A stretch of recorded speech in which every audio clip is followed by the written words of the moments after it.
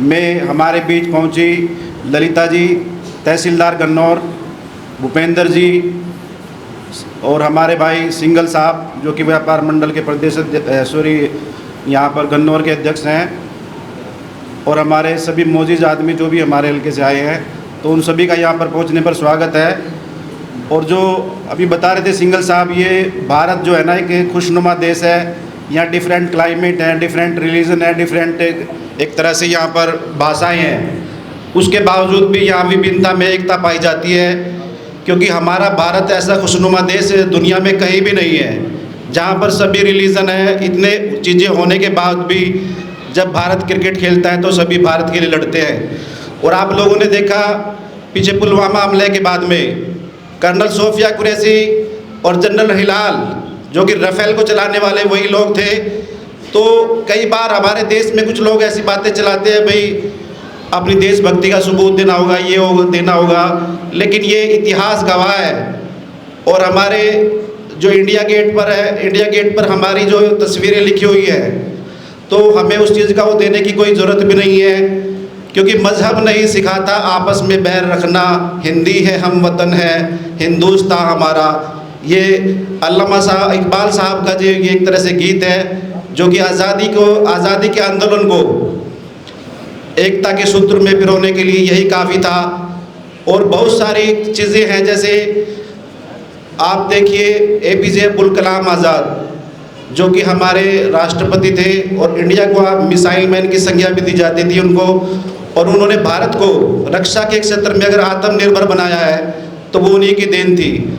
और पाकिस्तान हमारा पड़ोसी मुल्क 14 अगस्त को यानी आज़ाद हुआ, हमारे से एक दिन पहले हुआ है, लेकिन आज वो कहाँ पर खड़ा है और हम कहाँ पर खड़े हैं। तो ये भारत की एक तरह से कलेक्टिव प्रयास था पूरे इंडिया के लोगों का। और आज हम देखिए एक विकसित देश के रूप में हम कहाँ पर खड़े हैं, और पाकिस्तान आज आर्थिक संकट से जूझ रहा है। और पाकिस्तान का जो एक तरह से आप देखिए इंफ्रास्ट्रक्चर वगैरह वहाँ पर कुछ भी नहीं है।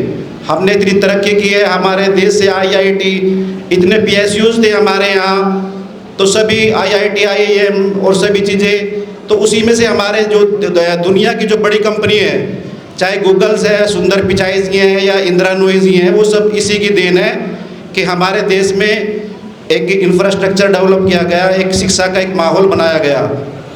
तो और मैं आप सब बच्चों को, कई बार हमारे मुस्लिम भाई बोलते हैं भाई हमारे लिए समान अवसर नहीं है, ये बिल्कुल झूठी बात है।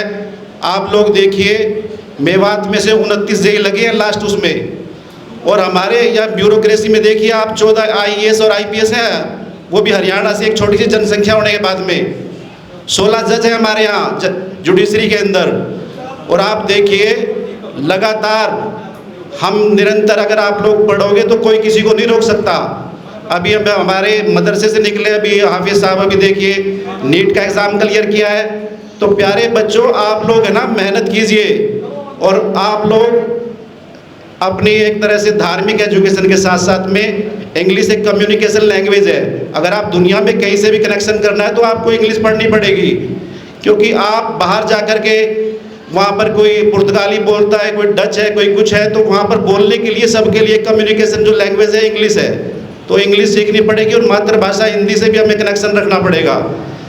तो मेरा सभी बच्चों को एक तरह से ये आप लोगों से मेरी रिक्वेस्ट है कि आप पढ़ाई पे ध्यान दीजिए, कंपटीशन की तैयारी कीजिए, और इस देश के सुदृढ़ता में और इस देश को आगे बढ़ाने में आप सहयोग दीजिए, और सभ्य नागरिक बनिए, एक सिविलाइज सोसाइटी के वो बनिए। क्योंकि हमारे बारे में कुछ मीडिया के लोग बहुत भ्रांतियाँ फैला देते हैं, और हमें जैसे आज हमने सिंगल साहब को, सभी लोगों को यहाँ पर बुलाया, ऐसे बुलाना चाहिए, क्योंकि उनके मन के जो चीज़ें हैं, उनके अंदर जो विकार हैं, वो तभी ख़त्म होंगे जब हमारे से आपको देखेंगे लाइव आकर।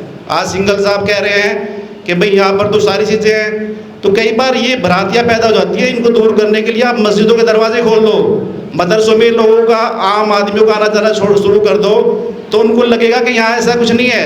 दे are not terrorist, they are the human being just like us. तो ये चीज़ें हमें ख़त्म करने के लिए हमें मस्जिदों के दरवाजे खोलने पड़ेंगे। मस्जिदों को खाली हमें नमाज पढ़ने की जगह नहीं बनानी है, मस्जिदों को अंदर सबको एंट्री दे दो, मदरसों में भी सबको एंट्री दे दो, तभी हमारा भाईचारा एक बॉन्ड बनेगा और हमारा भाईचारा एक सुदृढ़ता के रूप में आएगा। मेरी सभी से ये अपील है और धन्यवाद पूरी अथॉरिटी को कि जो हमें मुझे बोलने का मौका दिया। धन्यवाद।